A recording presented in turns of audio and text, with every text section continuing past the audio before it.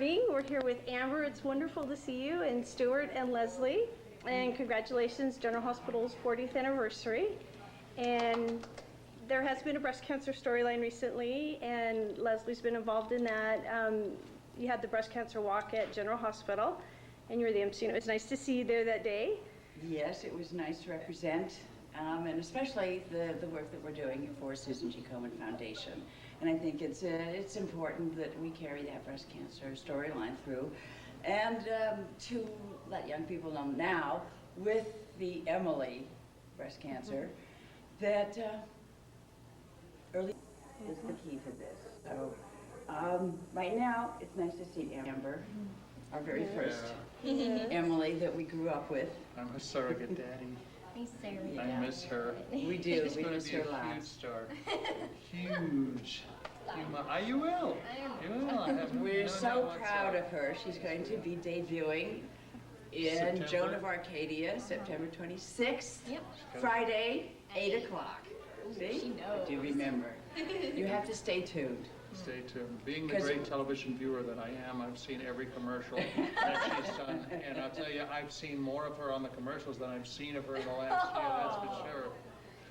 So she's going to do well. And I'll just add about the breast cancer story. You know, people have always asked me, what are the favorite storylines that I've had over the years that I've been in General Hospital? And in the top 3 is the one that I did with Leslie when she had breast cancer, because it was so wonderfully written, and I felt it was so terribly important. And they also showed how it affects other people in the family, not just the person who has it. And I thought that was great that they did that. And now it's repeating itself, and there is no age differential in terms of the possibilities of breast cancer. So all the women have to really be on their guard. Yeah, it's very, very powerful, and we hope to see more of you in the future involved with Emily and get more into the family dynamics. And, you know, because I would expect, I mean, I'm a almost 5-year breast cancer survivor. Congratulations. Really? In December, crossing my fingers. Absolutely. And a friend sent me a tape, because I hadn't originally seen all of it. And after being diagnosed, watching what you guys went through, and it kind of gave, you know, seeing somebody, even though a fictional character, go through it, it's, okay, I'm stubborn, I'm competitive, you know, if Monica can get through it, I can get through it too, you know. And I've heard a lot of women say that, because I've passed that tape on to, you know, the chemo room where they have little TV set up, and, you know, so it's been, future breast cancer patients have been touched by that story. It's not just aired one time. I mean, it's still out there. Well, I think, like Stuart said, it helps other people too, and with that, there is a kind of their own wellness community, and that, which is very important going through something like this. So congratulations to you in advance, because I know you'll be fine. Well, I would like to see that with Stuart, and, you know, to see that addressed, because that's my greatest fear. I have an almost 17-year-old, is not a reoccurrence for myself, or metastasis, or even my own death, but for her to have breast cancer. So to see that happen, I think it would be a very powerful story. And we're writing and hoping to see that. Thank you very much. You're welcome. Thank you. You're welcome. Good morning, Amber. Good morning. So, Joan of Arcadia, can you tell us a little bit about it? Well, the show is about a young girl, Joan Girardi, who is basically a modern-day Joan of Arc, and she can speak to God. God shows up in the form of different people. She never knows who it's going to be or what mission he or she is going to send her on. What really attracted me to the script was the fact that the show wasn't pushy. It wasn't, you know, it didn't tell people what they should believe or anything like that. And it was beautifully written, very beautifully written. And the show sort of is more about life in the sense that it really spans all of a human being's emotional times in their lives, which is really nice, with everybody in the family. You know, Joan one second can be this like emotional, hysterical teenager, and then the next minute she's laughing and funny and giddy and, you know, sort of witty. So it's really nice. It's really, kind of a show about what happens when you take an absolutely ordinary girl who's living an ordinary life and put her in an extraordinary situation. So I really want people who watch it to be open to it, and I think that they'll love it. I absolutely do. So. A lot of fans have kind of compared it to possibly Touched by an Angel. How would you contrast it?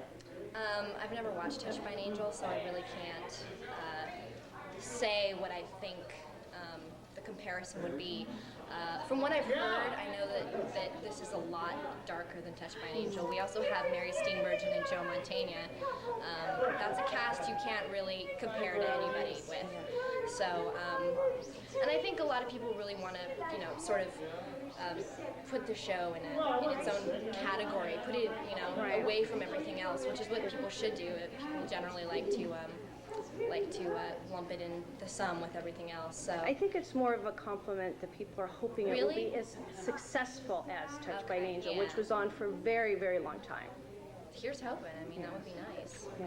Well, good luck, and we are so excited to see you. Thank you. I know I'm going to be watching, passing the word. All those Emily and Xander fans that are still out there. Nice, yeah. It's good to see you. Thanks. First of all, I'd like to introduce to you the hostess for the afternoon, as well as to us, the goddess of Port Charles, and her handsome co-star, affectionately known to us as the Prince. And it's not a pacifier. Charleson and Stuart Damon.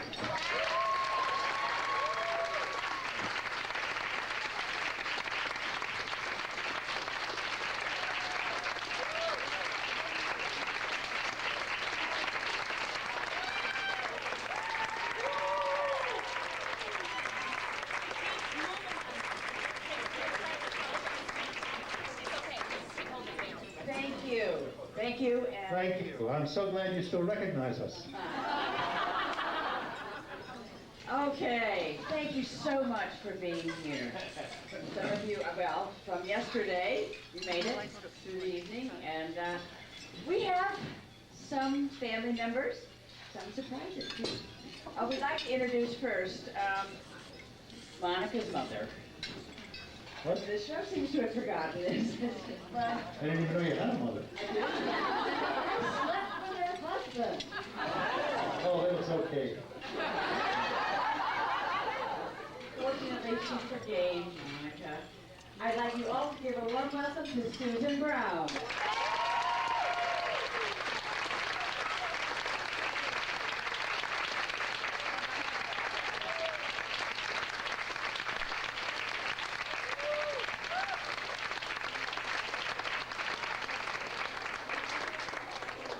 And next, one of my favorite people who has come back to visit with us, and who was there before Leslie and I were, and who we still love very much, Denise Alexander.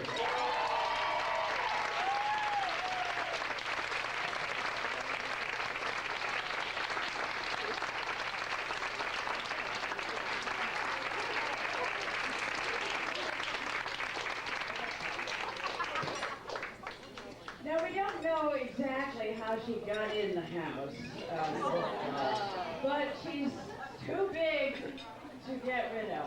And I think you guess who we're talking about. Please give a warm welcome to Bergin Williams.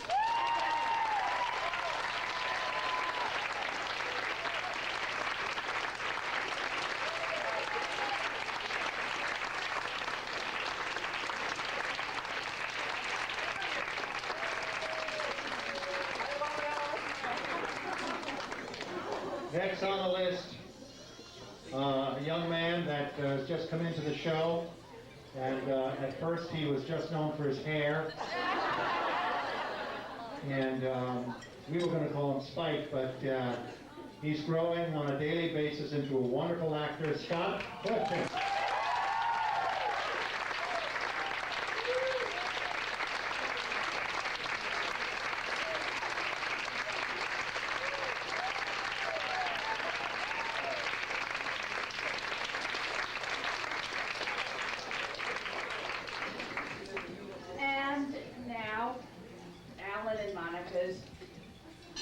Second daughter, actually. Well, I don't don't think I need to say any more. Natalia Livingston. I'm sorry, Natty. Natalia.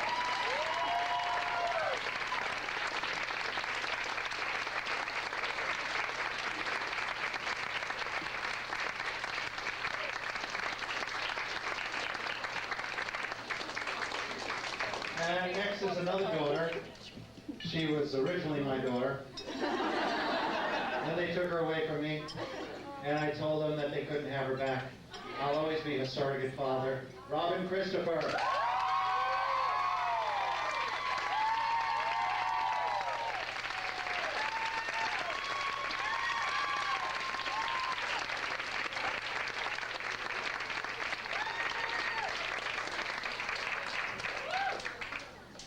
And now someone that Monica has been very fond of. He has great taste. Did you know at the time he was her nephew?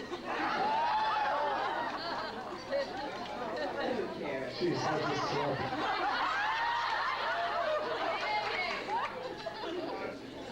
Rock and roll star, Wally Kurth.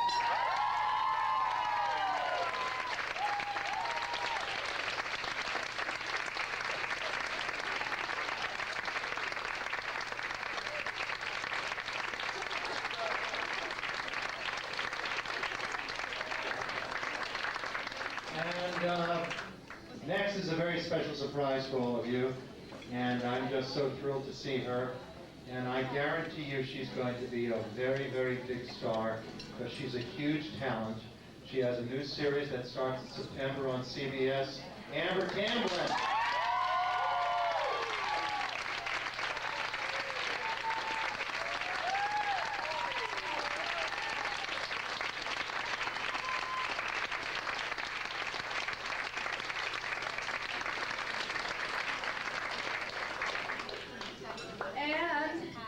And now someone that we can't get rid of, or Monica can't get rid of, no matter how hard she tries. She doesn't seem to get the fact that it is her house. The person that can steal the scene, John Ingle.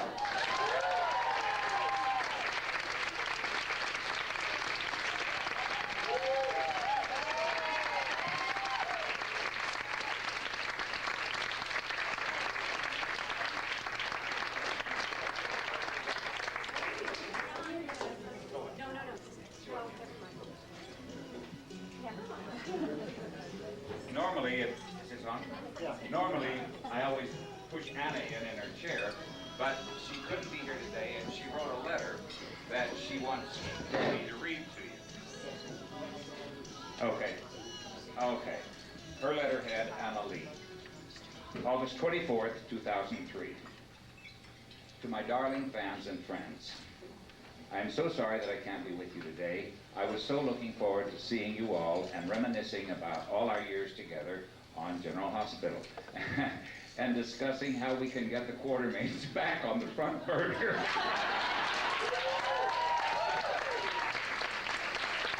Where they should be. Unfortunately, I've had a minor setback, a fractured hip that has me on the mend for the moment. And despite this, I must convey to you all that if there are any rumors of my demise, they are greatly exaggerated. As you know, I am British. And we Brits, in quotes, never give up. So with that being said, I'm determined to come back stronger than ever. And if my darling Leslie is willing, perhaps we can celebrate Lila Quartermaine on another occasion. I send my love and very best wishes, Anna Lee.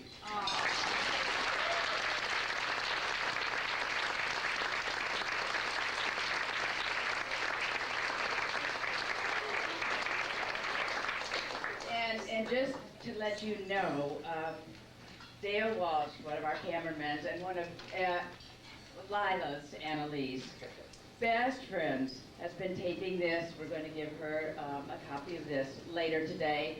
And with a few quotes from us, possibly you, to say hi. But I know you all wish her well, and hopefully she will be back soon. Thank you, John. So now, I guess we're going to have yes, lunch, excuse me. Just move to the side. I'm nervous. Have a wonderful lunch, and we'll have many more surprises to come. Thank you again for being here.